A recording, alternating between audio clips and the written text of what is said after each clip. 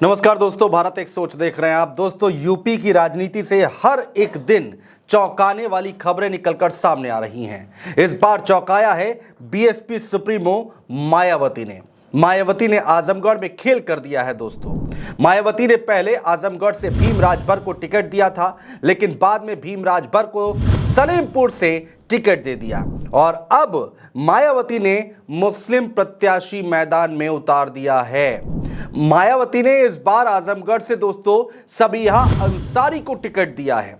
दोस्तों, इस खबर के बारे में भारत एक सोच ने 48 घंटे पहले ही आपको बता दिया था कि मायावती को आजमगढ़ से मुस्लिम प्रत्याशी की तलाश है और जैसे कोई मुस्लिम प्रत्याशी फाइनल हो जाएगा, मायावती की तरफ से इस बात का ऐलान कर दिया जाएगा और ठीक वैसा ही होता दिखाई दे रहा है।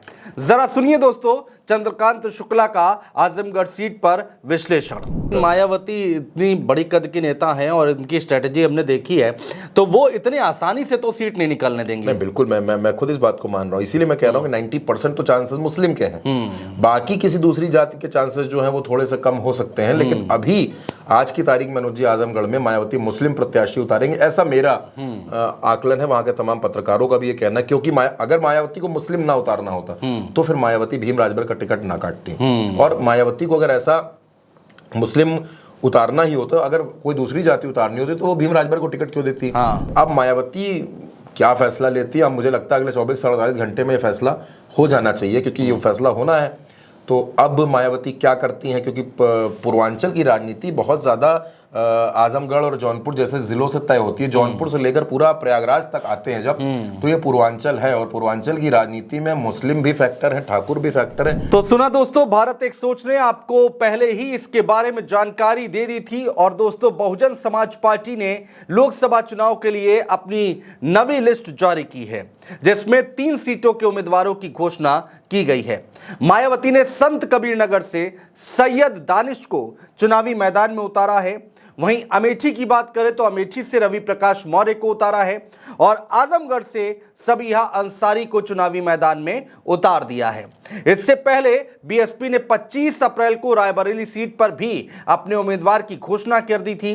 ठाकुर प्रसाद यहां से बीएसपी की ओर से चुनाव लड़ेंगे, लेकिन दोस्तों इन सभी सीटों में से अगर सबसे ज्यादा किसी सीट की चर्चा हो रही है तो वो सीट है आजमगढ़ की सीट, जहां से मायावती ने मुस्लिम प्रत्याशी के तौर पर सबीहा अंसारी को मैदान में उतारा है।